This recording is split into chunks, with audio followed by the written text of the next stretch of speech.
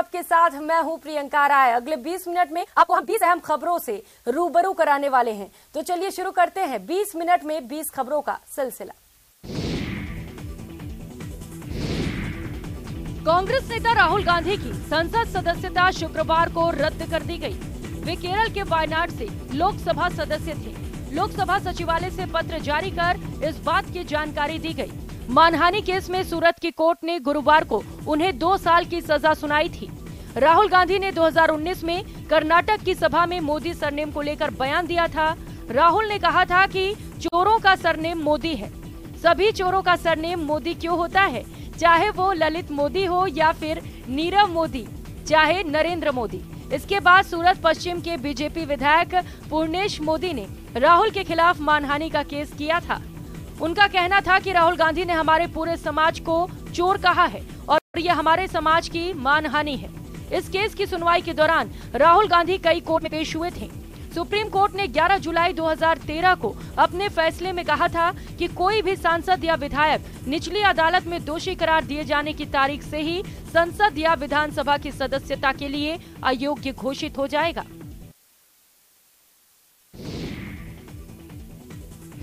राजस्थान की संस्कृति में रचे बसे गणगौर पर्व पर हर्षोल्लास देखते ही बन रहा है। इस मौके पर शहर शहर गांव-गांव में पूरे उत्साह के साथ गणगौर पर्व मनाया जा रहा है। जोधपुर में भी कई शानदार और आकर्षक आयोजन किए गए। शहर के माहेश्वरी भवन में माहेश्वरी महिला मंडल की ओर से गणगौर पूजा का आयोजन किया गया, जिसमें 700 से अधिक महिलाओं ने गणगौर का उद्यापन किया और लोटियां सिर पर रखकर मंदिर तक गईं। सुहागिनों ने सामूहिक रूप से पूजा अर्चना भी की। एक साथ सजी धजी सुहागिनों ने राजस्थानी संस्कृति से लबरेज होकर जब एक साथ पूजन किया और लोटियां लेकर निकली तो राजस्थानी संस्कृति का अनूठा उदाहरण देखने को मिला। गणगौर का पर्व होलिका दहन के दूसरे दिन से ही शुरू हो जाता है। इस दौरान दूसरे दिन से 16 दिनों तक लड़कियां प्रतिदिन प्रातःकाल इसर गणगौर की पूजा करती हैं।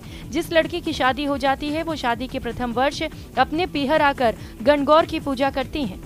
इसी कारण से इसे सुहाग पर्व भी कहा जाता है। कहा जाता है चैत्र शुक्ला तृतीया को राजा हिमाचल की पुत्री गौरी का विवाह शंकर भगवान के साथ हुआ था। उसी उपलक्ष्य में ये त्योहार मनाया जाता है।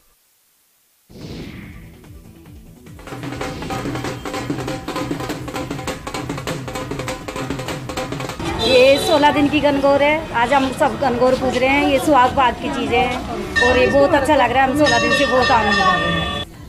गणगौर पर पूरे राजस्थान में हर्षोल्लास है। सुहागिनों ने जहां पति की लंबी आयु के लिए गणगौर की पूजा की, तो कुंवारी कन्याओं ने अच्छे वर की कामना के साथ गणगौर की पूजा की। दौसा में भी गणगौर पूजा को लेकर महिलाओं में जबरदस्त उत्साह देखने को मिला। सुबह से ही महिलाएं ढोल की धुन पर नाचती गाती हुई बाग बगीचों में पहुंची और वहां से पानी यानी झारी भर कर लाई। उसके बाद महिलाओं ने विधि विधान से अपने घरों में ईश्वर गणगौर की पूजा की। वैसे तो होलिका दहन के दूसरे दिन से ही गणगौर का पूजन शुरू हो जाता है, लेकिन मुख्य पर्व चैत्र महीने के शुक्ल पक्ष की तृतीया को मनाया जाता है। इस मौके पर जिस लड़की की पिछले 1 साल के दौरान शादी हुई है वो अपने पीहर आती है और अपने बहनों और भाइयों के साथ 16 दिनों तक गणगौर की पूजा करती है। इस मौके पर मांगलिक गीतों से पूरा वातावरण उल्लास भरा नजर आया। आज के दिन तो सभी करने वाली है, सभी सुहागन औरतें आज भी पूजती है। यहाँ पर सब लोग ढोल बाजे से अच्छे से गणगौर का उत्सव मनाते हैं। हम लड़कियां भी हमारे अच्छे वर्ग के लिए और औरतें हमारे सुहागनों के अच्छी उम्र पति की अच्छी उम्र के लिए गणगौर का पूजन करती है। शिव और गौरी की आराधना का मंगल उत्सव गणगौर पूरे राजस्थान में पूरे उत्साह के साथ मनाया जाता है। होली के अगले दिन से शुरू होने वाले इस 18 दिवसीय त्योहार की मुख्य पर्व चैत्र शुक्ल पक्ष की तृतीया पर हर्षोल्लास चरम पर होता है, लेकिन बूंदी में ये पर्व घरों में ही मनाया जाता है। दरअसल करीब 300 साल गणगौर समारोह के दौरान एक मदमस्त हाथी ने गणगौर की सवारी वाली नाव को जैत सागर झील में उलट दिया था, जिसमें राज परिवार के कई लोगों की मौत हो गई थी। तब से गणगौर का पर्व घरों में गणगौर की पूजा तक सिमट गया है। कुंवारी कन्याएं और सुहागिन महिलाएं हर साल अपने अपने घरों में मिट्टी के गणगौर बनाकर उनकी 16 दिनों तक पूजा कर रात्रि को उन्हें तालाब में विसर्जित कर देती हैं। गणगौर की पूजा कर कन्याएं सुयोग वर की कामना करती हैं, जबकि सुहागिनें अखंड सौभाग्य की कामना करती हैं। जैत सागर तालाब में वहाँ पर गणगौर को पानी पिलाने ले गए तो उस वक्त हाथी मदमस्त हाथियों ने उस नाव को उलट दिया और नाव को उलट देने के बाद में वहाँ पर राज परिवार के सदस्य उसमें काल समाहित हो गए। धनबाद हवाई अड्डे से उड़ान भरते ही एक ग्लाइडर अनियंत्रित होकर एक घर के ऊपर जा गिरा। हादसे की लाइव तस्वीरें सामने आई है। दुर्घटना में कई ग्रामीण बाल बाल बच गए, जबकि ग्लाइडर में सवार पायलट और एक यात्री गंभीर रूप से घायल हो गए। दोनों को इलाज के लिए स्थानीय अस्पताल में एडमिट कराया गया है। ये ग्लाइडर हवाई अड्डे से उड़ने के कुछ सेकंड बाद ही बेकाबू हो गया और बिरसा मुंडा पार्क के पास नीलेश कुमार के मकान के ऊपर क्रैश हो गया। इससे घटनास्थल पर ही चीख पुकार मच गई। धनबाद के बिरसा मुंडा पार्क के पास ग्लाइडर के क्रैश होने से कोहराम मच गया। घर के बरामदे के बाहर ग्लाइडर के टुकड़े बिखरे हुए थे। गनीमत थी कि उस समय वहां कोई नहीं था, वरना बड़ा हादसा हो सकता था। दुर्घटनाग्रस्त ग्लाइडर को देखने के लिए ग्रामीणों की भारी भीड़ उमड़ गई। इस ग्लाइडर से धनबाद वासियों को शहर की सैर कराई जाती थी, पर तकनीकी खराबी के चलते ये ग्लाइडर हादसे का शिकार हो गया।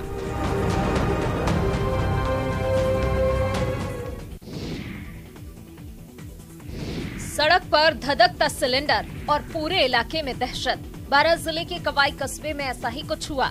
20 मिनट तक ये सिलेंडर धधकता रहा और लोगों के दिल में दहशत भरता रहा। हालांकि बड़ा हादसा होने से बच गया, लेकिन जैसा हुआ वो बड़ा डराने वाला था। दरअसल कवाई के मुख्य बाजार में अरविंद सुनार की दुकान में रखे गैस सिलेंडर में अचानक आग लग गई। डर के कारण दुकानदार ने सिलेंडर को उठाकर सड़क पर ही फेंक दिया। धधकता लुढ़कता सिलेंडर पास की दुकान तक जा पहुंचा। यहाँ मोटरसाइकिल भी खड़ी थी जो उसकी चपेट में आ गई। बीच में एक छोटा धमाका भी हुआ। हालांकि सिलेंडर में ब्लास्ट नहीं हुआ। बाद में कुछ लोगों ने हिम्मत दिखाई और पानी डालकर धधकते सिलेंडर को ठंडा कर दिया, लेकिन इसके बाद भी काफी देर तक सिलेंडर लीक होता रहा। इस दौरान बाजार में सब कुछ थम सा गया।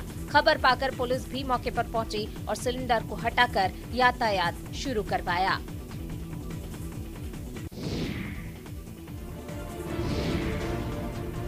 छत्तीसगढ़ में हाथियों का उत्पात लगातार जारी है। कोरबा के गटगोरा वन मंडल क्षेत्र में हाथियों ने दस्तक दे दी है। हाथियों ने 3 मकान तबाह कर दिए हैं, जबकि फसलों को भी पैरों के नीचे रौंद डाला है। बताया जा रहा है कि केंद्रीय रेंज के कापा नवापारा में अचानक हाथी पहुंचे और कहर बरपाना शुरू कर दिया, जिससे लोगों में अफरा तफरी मच गई। लोगों ने इसकी खबर वन विभाग को दी, जिसके बाद वन अमला हाथियों की निगरानी में जुट गया है। हाथियों के उत्पात से ग्रामीण दहशत में हैं और ऐसे में सवाल है कि आखिर कब तक हाथी कहर बरपाते रहेंगे और कब हाथियों का गाँव की तरफ आना रुकेगा। लोगों को इस समस्या से निजात मिलेगी।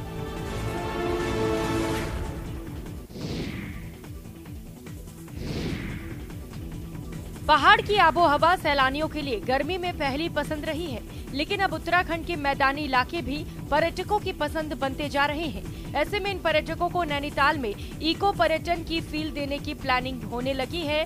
इको टूरिज्म के तहत अलग अलग वन प्रभागों में 5 प्रोजेक्ट तैयार होंगे। तो पहले चरण में 10 ग्राम पंचायतों को इस योजना से जोड़ा जाएगा। इसमें रामनगर हल्द्वानी के साथ रामगढ़, ओख कांडा, मुतेश्वर में हिमालय व्यू को फोकस किया जा रहा है। तो बेस्ट लोकेशन के साथ फ्लोरा और फौना भी सैलानियों को फील गुड का एहसास कराएगा। इसके अलावा इको टूरिज्म के तहत गांव में समितियों का गठन कर रोजगार देने पर भी काम हो रहा है। दरअसल वन पंचायतों में अब तक लीज से ही रॉयल्टी मिलती रही है, तो कठोर वन नियमों के चलते नॉन फॉरेस्ट एक्टिविटी पर रोक रही है। लेकिन इको टूरिज्म से ग्रामीणों को नई उम्मीदें दिख रही हैं।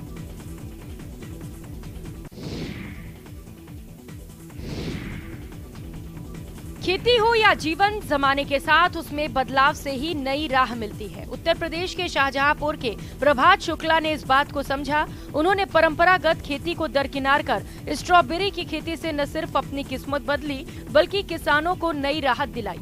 नई तकनीकी से स्ट्रॉबेरी की खेती कर वे लाखों का मुनाफा कमा रहे हैं। शाहजहांपुर के भावलखेड़ा गांव के रहने वाले किसान प्रभात शुक्ला ने बताया कि वो स्ट्रॉबेरी का पौधा महाराष्ट्र से लेकर आए थे। शुरुआती दौर में उन्होंने स्ट्रॉबेरी की खेती 1.5 बीघा जमीन में की थी।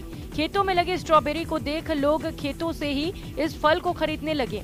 इस वर्ष भी उन्होंने 3 बीघा में स्ट्रॉबेरी खेती की है, जिससे उन्हें इस वर्ष अब तक 1.5 लाख रुपए का मुनाफा हो चुका है। वे बताते हैं कि वे खेती में जैविक खाद का उपयोग कर रहे हैं। जैविक खाद से स्ट्रॉबेरी चटक रंग वाली निकल रही है और स्वादिष्ट भी है।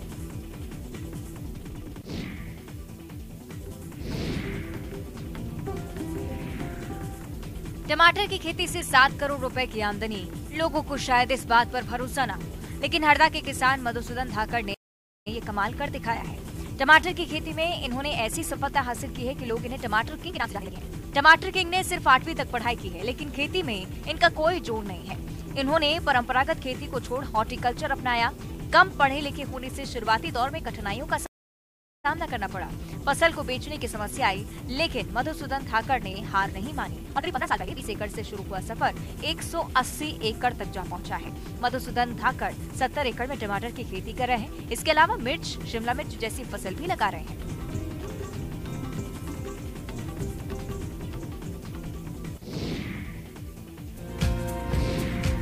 सिवान में काला आलू उगाने वाले एक किसान की चर्चा इन दिनों खूब हो रही है। सिवान में पहली बार किसी किसान ने ऑर्गेनिक तरीके से काला आलू उगाया है।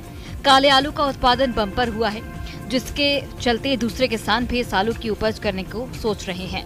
करपलिया निवासी किसान सुरेश प्रसाद ने करीब 2 कट्ठा खेत में 1 क्विंटल बीज के साथ इसकी खेती शुरू की थी, जिसकी पहली फसल अब आ गई है। 120 दिन बाद 12 क्विंटल काले आलू की उपज हुई। सुरेश प्रसाद ने इसकी खेती के लिए बेगूसराय से बीज मंगवाए थे। सुरेश प्रसाद 50 रुपए किलो की दर से आलू बेच रहे हैं। वो अब तक 10 क्विंटल से ज्यादा आलू बेच चुके हैं। ब्लैक पोटैटो का पैदावार बिहार के गिने चुने जिलों में हो रहा है। कहा जाता है कि इस तरह के आलू अमेरिका के पर्वतीय क्षेत्र एंडेज शहर में होती है। उत्पादन में आलू का आकार भी बड़ा होता है। किसान बताते हैं कि नॉर्मल आलू से इसका स्वाद भी बेहतर होता है।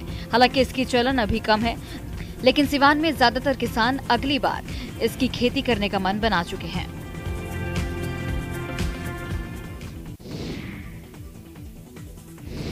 मधुमक्खी पालन जम्मू कश्मीर में शिक्षित बेरोजगार युवाओं के लिए रोजगार के तौर पर एक नया रास्ता बनकर उभरा है। आधिकारिक आंकड़ों के मुताबिक कश्मीर में मधुमक्खियों की 40,000 कॉलोनियां हैं। वहीं मधुमक्खी पालन जम्मू कश्मीर में एक आकर्षक व्यवसाय है और यहाँ पर बड़े पैमाने पर इसका पालन किया जा रहा है। इसे बढ़ावा देने के लिए खादी और ग्राम उद्योग आयोग के अध्यक्ष मनोज कुमार ने जम्मू कश्मीर के पुलवामा और रामबन जिलों के 120 मधुमक्खी पालकों को मधुमक्खी के 1200 बॉक्सों का वितरण किया। केवीआईसी प्रधानमंत्री नरेंद्र मोदी के परिकल्पित आत्मनिर्भर भारत के सपने को साकार करने की दिशा में महत्वपूर्ण कदम उठा रही है। इस मौके पर मनोज कुमार ने कहा कि मधुमक्खी पालन भूमिहीन किसानों सहित किसानों के लिए अपनी आय बढ़ाने का एक प्रभावी तरीका हो सकता है। मधुमक्खी बक्सों के वितरण के अलावा केवीआईसी के अध्यक्ष ने रेजिडेंस रोड श्रीनगर में एक पुनर्निर्मित खादी भंडार का उद्घाटन भी किया।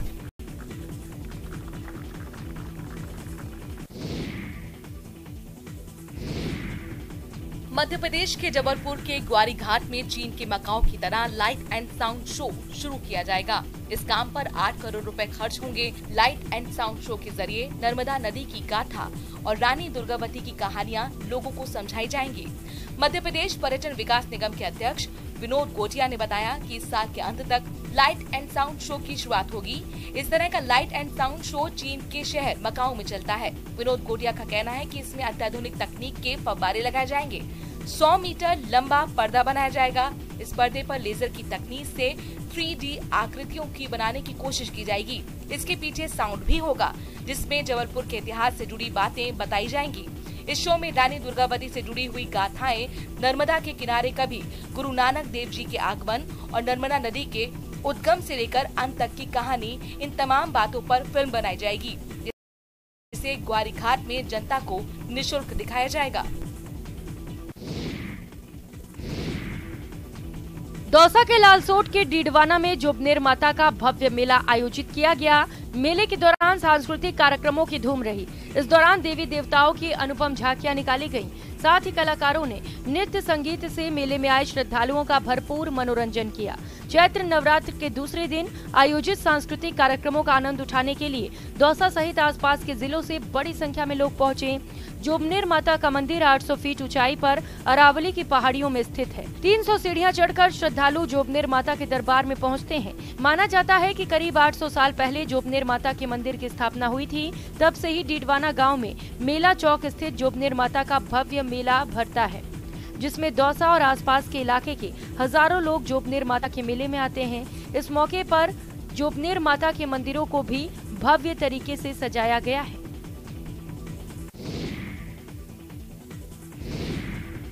मातृशक्ति की आराधना के महान पर्व चैत्र नवरात्र के पावन अवसर पर करौली की कैला देवी के दरबार में भक्तों की भारी भीड़ उमड़ रही है। जिला मुख्यालय से करीब 23 किलोमीटर दूर उत्तर भारत का प्रसिद्ध कैला देवी मंदिर प्रमुख शक्ति पीठों में शुमार है।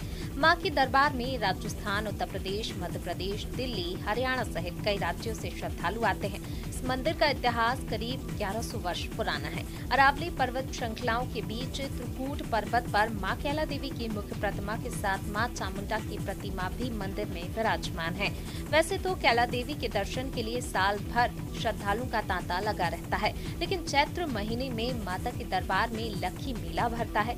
एक पखवाड़े से अधिक चलने वाले मेले में ही करीब 40 लाख श्रद्धालु माता के दर्शन के लिए पहुंचते हैं। आस्था का ये सैलाब लघु कुंभ से कम नहीं दिखता है। इतिहासकारों के अनुसार कैला देवी प्रतिमा की स्थापना 1114 ईस्वी में महात्मा केदारगिरी ने की थी। 2 साल बाद 1116 में तत्कालीन खींची राजा मुकुंद ने लघु मंदिर का निर्माण कराया था।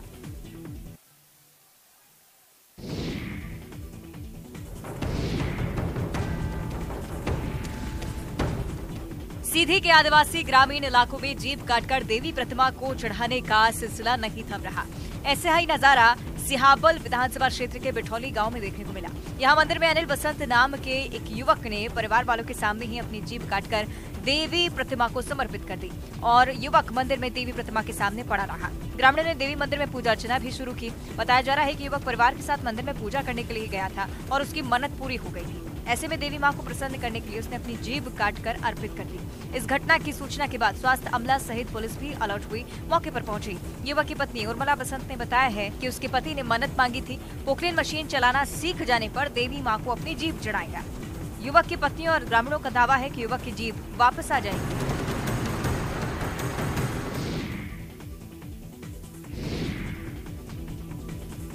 गुरुवार को चांद दिखने के साथ ही मुसलमानों के पवित्र माह रमजान की शुरुआत हो चुकी है। रमजान को लेकर बाजार भी पूरी तरह से सज चुके हैं। उत्तर प्रदेश में रमजान की शुरुआत के बाद बाजारों में रौनक दिखी। प्रयागराज में गुरुवार देर रात तक लोग खरीदारी में जुटे रहे। बाजार में सुध पीने की मांग बढ़ गई है। दिन भर रोजा रखकर अल्लाह की इबादत के लिए मुस्लिम समाज में जोर शोर से तैयारियां चल रही हैं। रोजे का सामान लेने के लिए बाजार में भीड़ उमड़ी। सबसे ज्यादा भीड़ किराने की दुकानों पर रही। ग्राहकों के उल्लास को देखकर दुकानदारों के चेहरे भी खिले रहे। चौक, नकास, कोहना, रोशनबाग, कटरा, खुलदाबाद समेत शहर के अन्य बाजारों में भी रमजान की रौनक नजर आई। अन्य दिनों की अपेक्षा रमजान शुरू होने से पहले ज्यादातर दुकानें सजी नजर आईं। दुकानों पर खरीदारों की भीड़ ने बाजार में 4 चांद लगा दिए। बाजारों में सबसे ज्यादा मांग फल, खजूर और लच्छे की रही। तरह तरह की कचरी भी दुकानों में उपलब्ध रही। लोगों ने सहरी और इफ्तार की चीजों की खरीदारी की।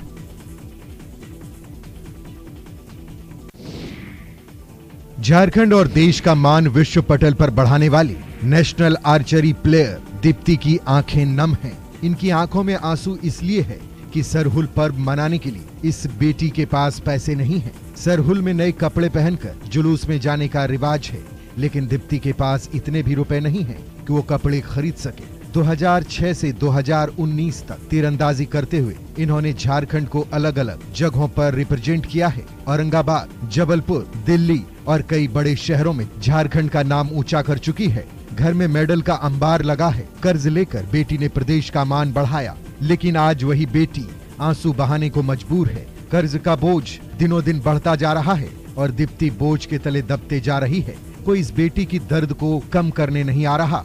बेटी मदद भरी निगाह से सरकार और प्रशासन की ओर देख रही है। उम्मीद करते हैं कि मदद को हाथ आगे बढ़ेंगे और दीप्ति जैसी मान बढ़ाने वाली बेटी के होठों पर मुस्कान आएगी।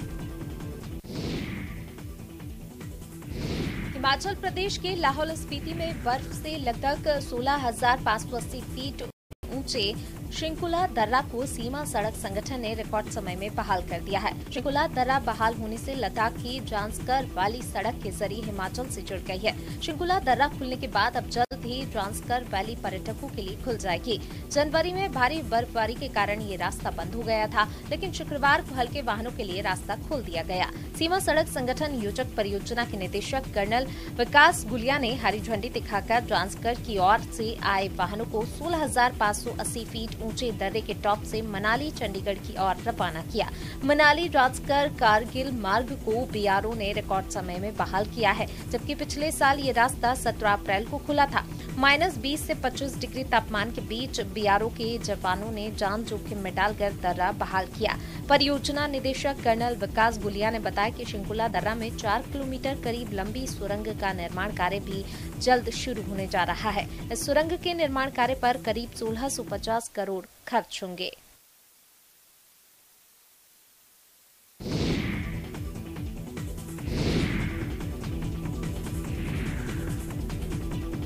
रोगन कला भारत के गुजरात के कच्छ जिले में प्रचलित कपड़ा छपाई की एक कला है, जिसे कच्छ के 2 परिवार ही जानते हैं। इनमें से एक है आशीष सोनी का परिवार। रोगन पेंटिंग का चलन 20वीं शताब्दी के अंत तक समाप्त हो चुका था, लेकिन कच्छ के 2 परिवारों ने इसे जीवित रखा है। इस कला का संबंध ईरान से है। फारसी भाषा में रोगन शब्द का मतलब तेल होता है। ऐसा माना जाता है कि ईरानी मूल की ये रोगन चित्रकला लगभग 300 साल पहले गुजरात के कच्छ पहुंची थी। रोगन पेंटिंग बनाने की प्रक्रिया बहुत मेहनत वाली और महीने भर होती है। ये चित्रकारी सिर्फ सूती या रेशमी वस्त्रों पर की जाती है। इसके तहत वस्त्रों पर फूल पत्तियों और मोर, साथ ही हाथी जैसे जानवरों की ज्यामितीय चित्र अंकित किए जाते हैं। ये चित्रकला पूर्णतः चित्रकार की कल्पना पर आधारित होती है। A4 आकार में एक पेंटिंग तैयार करने में 1 हफ्ते से करीब 10 दिनों का समय लग जाता है। इस पेंटिंग की कीमत से 2 से 10,000 रुपए के बीच होती है। जैसे जैसे पेंटिंग का आकार बढ़ता जाता है, वैसे वैसे पेंटिंग की कीमत भी बढ़ती चली जाती है। आशीष सोनी इस कला को अगली पीढ़ियों तक पहुंचाने के लिए कई छात्रों को ट्रेनिंग दे रहे हैं।